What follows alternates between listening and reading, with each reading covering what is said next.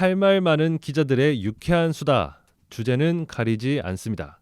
말 많은 신문기자, 저는 최환석입니다. 차를 마시고 밥을 먹는 것처럼 세상사를 예사롭게 소개하는 최 기자의 다반사입니다.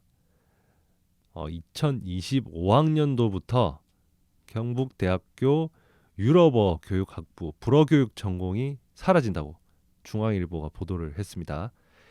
이게 53년 만, 그러니까 사범대 외국어 교육학과 불어 전공이 생겼던 게 1970년에 생겼는데 이게 53년 만에 사라집니다. 네. 경북대 불어 교육 전공이 사라지면 그럼 전국에 몇 개가 남냐? 서울대, 한국교원대, 한국외대 이렇게 세 곳.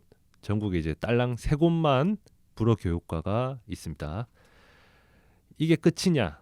아닙니다. 한국 외대는 지난해부터 독일어, 프랑스어, 중국어 학과를 외국어 교육학부로 묶었습니다. 반발이 없었냐? 있었죠.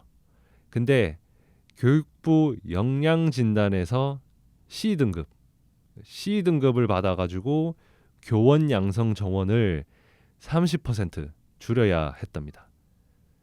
경남 가까운 부산에서도 부산대는 당장 2024학년도부터 불어교육과랑 독어교육과를 불어불문학과, 독어동문학과 이렇게 통합을 한답니다.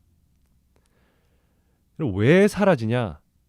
학생 수가 줄고 제2 외국어 선호도가 낮은 영향이다. 잠깐 말씀드렸지만 프랑스어뿐만 아니라 독일어도 마찬가지 상황이다. 직접적으로는 신규 교사를 안 뽑는 게 큰 이유라고 합니다. 교육과가 사라져도 불문학이나 동문학 전공자가 교직 과정을 이수하면 교사가 될 수 있는데 문제는 신규 임용 자체가 없다. 그러니까 선생님을 안 뽑는다. 얼마나 안 뽑냐? 서울시 교육청에서 작년에 프랑스어 교사랑 독일어 교사를 뽑았습니다. 몇 명을 뽑았냐? 한 명씩. 독일어 교사 1명, 프랑스어 교사 1명, 이렇게 총 2명을 뽑았습니다. 2명을 뽑은 것도 22년 만이랍니다. 서울에서 22년 만이라면 다른 데는 도대체 어느 정도냐? 2008년, 2009년 이후로 국공립 선발이 없었다고 합니다. 독일어랑 프랑스어가 처음부터 인기 없는 제2 외국어였냐? 아니죠. 저는 참고로 고등학교 때 제2 외국어로 독일어를 배웠습니다. 1990년 전국 독일어 교사가 몇 명이냐? 1119명. 프랑스어 교사가 698명. 이게 계속 줄어가지고 작년에 독일어 21명, 프랑스어 45명. 원래 가르치던 교사들은 어쩌고 있냐? 이 영어 같은 다른 교과로 전향을 한다고 합니다. 2001학년도 수능에 제2 외국어를 처음 도입했습니다. 이때는 독일어랑 프랑스어 선택자가 절반을 넘길 정도였습니다. 근데 작년 수능에서는 스페인어보다 독일어랑 프랑스어 선택자가 적었습니다. 스페인어 비율이 6.2%였는데 독일어가 3.7%, 프랑스어가 5%. 얼마나 떨어졌냐? 2001학년도에 독일어 30.8%, 프랑스어 23.6% 막 이랬습니다. 10자리가 한 자리로 바뀐 거죠. 중국어는 오히려 선택 비율이 올랐다고 합니다. 아무튼 이제 제2 외국어를 아예 수능에서 안 치는 수험생이 더 많다고 하네요. 이 제2 외국어가 절대평가로 바뀐 까닭입니다. 대입 영향력이 줄었으니 외면을 받는다. 이런 상황인 거죠. 전문가는 제2 외국어 교육의 이제 당위성을 강조합니다. 물론 그렇게 강조할 수밖에 없죠. 하지만 수험생 처지에서 효율성을 따질 수밖에 없으니까 이거는 무시할 수 없는 흐름이다.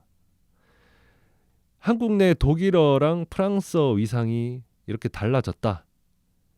그럼 이제 갑자기 세계 속의 한국어 위상은 어떻나 이게 궁금해서 제가 자료를 한번 찾아봤습니다. 듀오링고라고 외국어 학습 서비스가 있습니다. 여기서 작년 12월에 언어 보고서를 냈습니다. 2022 듀오링고 언어 보고서. 이 보고서는 전 세계 5억 명 이상 듀오링고 학습자 데이터를 기반으로 뭐 이렇게 설명을 하는데, 듀오링고 광고가 아니니까 설명은 여기까지 하고, 아무튼 듀오링고에서 40개 이상 언어를 가르치고 있습니다. 이 사용자 데이터가 쌓이니까 이 데이터를 가지고 분석을 하는 거죠. 2022년 보고서에서 재밌는 게, 러시아가 우크라이나를 침공한 다음 전 세계 130만 명 이상이 우크라이나어를 공부하기 시작했답니다. 이게 우크라이나 가까운 이웃 국가뿐만 아니라 아르헨티나, 일본, 베트남 같은 물리적으로 먼 국가에서도 가장 빠르게 학습 니즈가 폭발한 그런 언어가 우크라이나어였다고 합니다. 얼마나 성장을 했냐, 얼마나 인기가 있었냐. 이 러시아 침공 이후 6개월 동안 독일에서 1651% 증가했다고 합니다. 굉장하죠. 폴란드에서는 1615%, 체코 1515% 증가했습니다. 1651% 독일도 굉장한데, 독일보다 더한 나라가 있습니다. 아일랜드 2229%. 아무튼 우크라이나어 학습이 상당히 인기를 끌었다. 2022년 전 세계에서 학습 인기가 많았던 언어는 뭐가 있냐? 역시 영어가 1위. 119개국에서 가장 인기 있는 학습 언어가 영어였습니다. 다음이 스페니쉬, 스페인어 34개국이었고요. 다음이 한국 사정이랑은 좀 다르게 프랑스어 22개국이었습니다. 그 다음이 독일어 8개국이었고요. 5위가 대망의 코리아, 한국이었습니다. 한국어 4개국에서 한국어가 가장 학습 인기가 높은 언어였다. 아르헨티나, 독일, 인도를 포함한 전 세계 많은 나라에서 가장 빠르게 성장하는 학습 언어 중 하나가 한국어라고 하는데, 특히 이제 중국, 인도, 일본, 베트남에서 가장 학습 인기가 높은 언어 중에 하나가 한국어라고 합니다.